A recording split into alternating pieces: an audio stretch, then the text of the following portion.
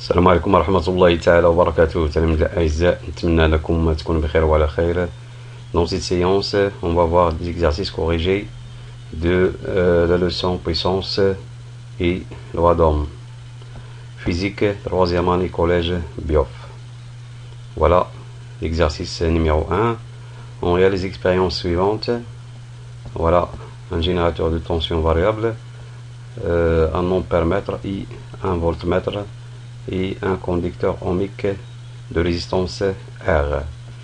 Alors la tension entre les bandes de conducteur ohmique I U est égal à 60 volts. Calculer la résistance R sachant que le courant électrique I 3000 mA. Deuxième question, bien de deuxième exercice. Sur la plaque signalétique d'un four électrique, on peut lire 230 volts et 3,4 kW. Appareil électrique 36 mW et 20 mA. Que signifient ces indications? Alors convertir 3,4 kW et 36 mW en watts. Calculer l'intensité de courant qui passe dans le four.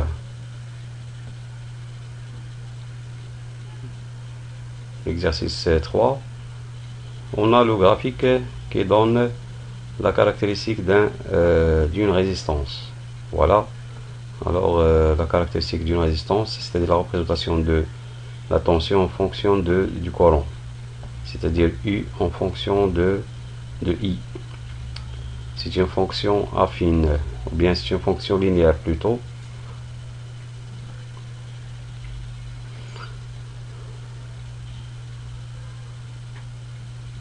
Alors la question 1, déterminer graphiquement la tension borne de cette résistance lorsqu'elle est traversée par un courant de 20 mA. Deuxième question, déterminer graphiquement l'intensité du courant qui traverse la résistance lorsqu'on applique une tension de 5 volts. Troisième question, déterminer la valeur de la résistance R de ce conducteur ohmique, c'est-à-dire le coefficient de proportionnalité Moabi Tanasub. Alors, comme vous voyez dans le cours, la loi d'Ohm, U est égal R fois I. C'est-à-dire R est le coefficient de proportionnalité ou bien le coefficient directeur de cette fonction. Alors on passe maintenant à la correction.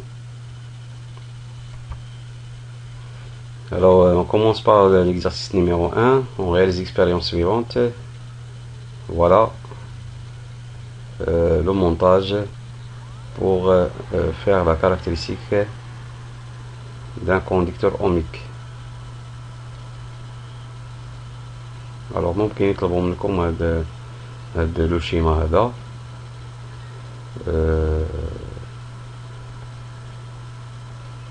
Alors la tension entre les bornes de conducteur ohmique I U est égal à 60 volts. Calculer la résistance R sachant que le courant électrique I est égal à 3000 mA. Alors أول حاجة خاصنا نحولوا هاد 3000 mA نحولوها لأمبير, c'est-à-dire 3000 mA. On divise par 1000, on trouve I est égal à 3 ampères. Alors selon la loi d'Ohm, on a U est égal à R fois I, c'est-à-dire R est égal à U divisé par I. U est égal à 60 volts, I est égal à 3 ampères, alors R est égal à 20 ohms.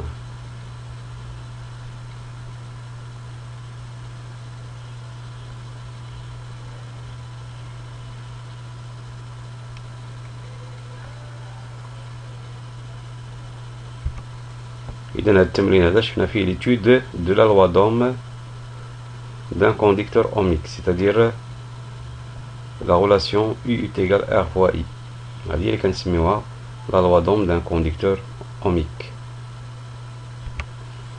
Alors on passe à la correction de l'exercice numéro 2 sur la plaque significative ou bien signalétique d'un four électrique. On peut lire 230 volts et 3,4 kW.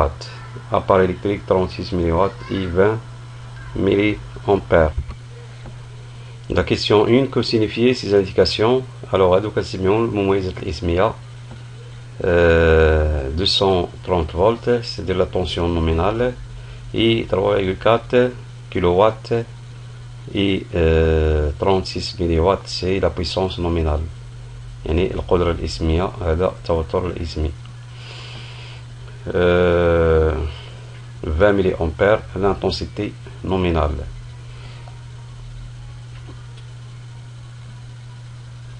Deuxième question, convertir 3,4 kW et 36 mW en watts. Alors, 3,4 kW multiplié par 1000 égale 3400 watts.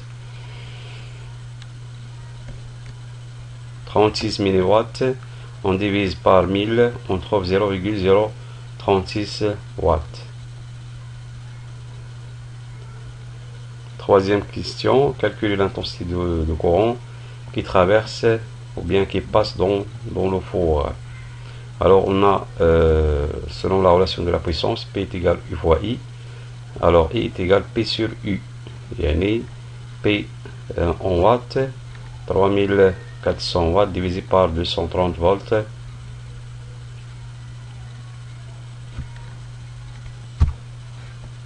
Alors, تقريبا 15 ampères, c'est l'intensité de courant qui passe dans le four. On passe à l'exercice numéro 3. On a le graphique qui donne la caractéristique d'une résistance. Voilà. Alors, déterminer graphiquement la tension